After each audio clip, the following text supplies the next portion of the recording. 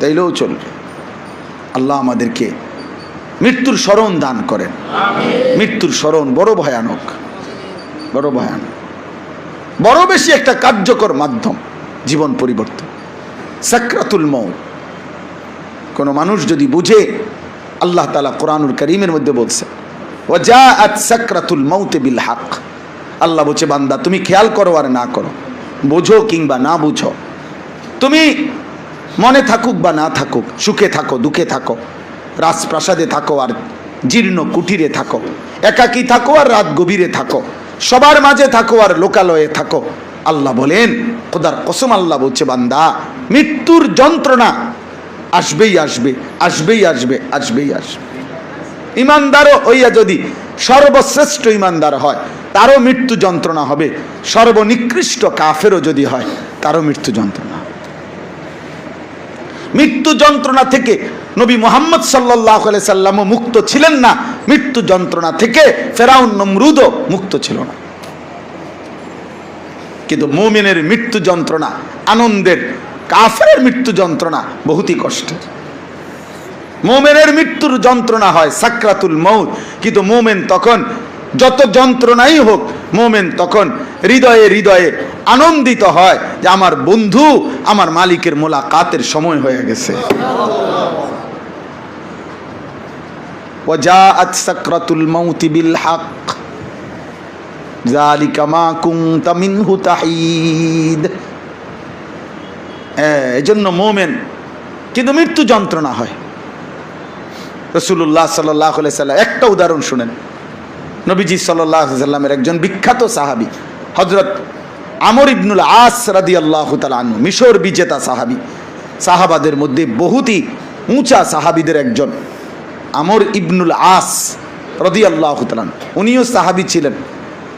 ওনার ছেলে আব্দুল্লাহ ইবনে আমর ইবনুল আস উনিও সাহাবী ছিলেন, বাপফুত দুইজনই নবীর সাহাবী ছিলেন।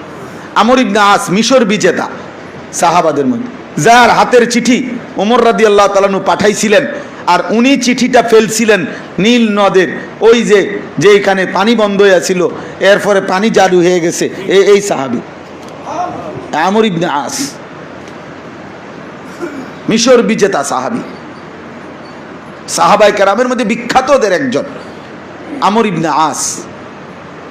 এই সাহাবীর মৃত্যুর পূর্ব মুহূর্তে সাকরাতুল মউত, মৃত্যুর যন্ত্রণা যখন শুরু হয়েছে, তো ওনার ছেলে আব্দুল্লাহ, ওনার সন্তান, তিনি বললেন আব্বা আপনি কি আমার একটু শুনাইবেন, এই মুহূর্তে আপনার মৃত্যুর যন্ত্রণা কেমন লাগতেছে? আমার ওই কিতাবে আছে। কি বলছে শোনেন, বলবো? সাহাবী বলে, ওই আমর ইবনে আস এত বড় সাহাবী, জলিলুল কদর সাহাবী, তিনি বলতেছেন ইয়া বুনাইয়া, হে আমার প্রিয় সন্তান শোনো, কাআন্না জিবালাদ দুনিয়া আলা সদরি, বলছে বাপ আমার মনে হইতেছে গোটা পৃথিবীর সমস্ত পাহাড়গুলা আমার বুকে চাপ দিয়া রাখছে। এক সাহাবী বলতেছে কাআন্না জিবালাদ দুনিয়া, দুনিয়ার সব পাহাড় আলা সদরি, আমার বুকে চাপা দিয়ে রাখছে। ওয়া কাআন্নী আতানাফাসু মিন সাকবিল ইবরা, আর আমি যেন সুইয়ের ছিদ্র দিয়ে নিঃশ্বাস নিচ্ছি। সুইয়ের ছিদ্র বোঝেন তো না? আচ্ছা, এক সাহাবীর যদি এটা মনে হয় 30 বছর যে সুদ খাচ্ছে তার কি হবে? 365 দিনে খোদার এক বছরে যে কোনো দিন ফজরের নামাজ পড়ে না, মুসলমানের ওই সন্তানের কি হবে? 20 বছর 30 বছর যে নারী পর্দা করে না, আমার সে মায়ের কি হবে? আমার সে বোন, তার মৃত্যু যন্ত্রণাটা কেমন হবে? বছরের পর বছর যে মানুষের উপরে জুলুম করে, অন্যায় করে, হারাম রোজগার করে,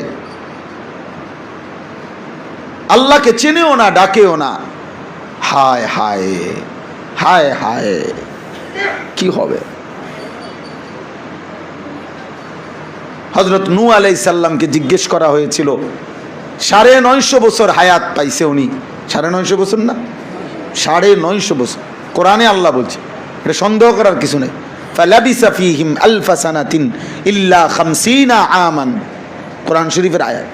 আল্লাহ বলছে নূহ আলাইহিস সালাম জমিনে ছিলেন 1050 কম, 50 কম 1000 কত?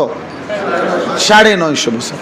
950 বছর পরে মৃত্যুর পূর্ব মুহূর্তে নূহ আলাইহিস সালামকে জিজ্ঞেস করা হয়েছে, হে নবী নূহ, আপনি দুনিয়ার হায়াত কতক্ষণ ছিলেন?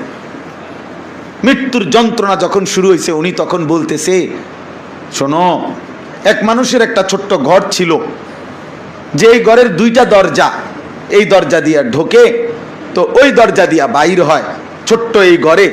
উনি বলেন, আল্লাহর কসম, আমার মনে হচ্ছে বিগত 950 বছর আমি যেন ওই ব্যক্তির ওই ছোট্ট ঘরের 2 দরজাওয়ালা ঘরে এই দরজা দিয়া ঢুকছি আর এই দরজা দিয়া বাইর হইছি, এই ঘর পার হইতে যেটুকু সময় আমার 950 বছর এখন এমন মনে হইতেছে। আমার সাকরাতুল মউত, আমার মৃত্যু যন্ত্রণা আমারে 950 বছর ভুলাই দিছে রে। এটা কে বলতেছে? নূহ আলাইহিস সালাম।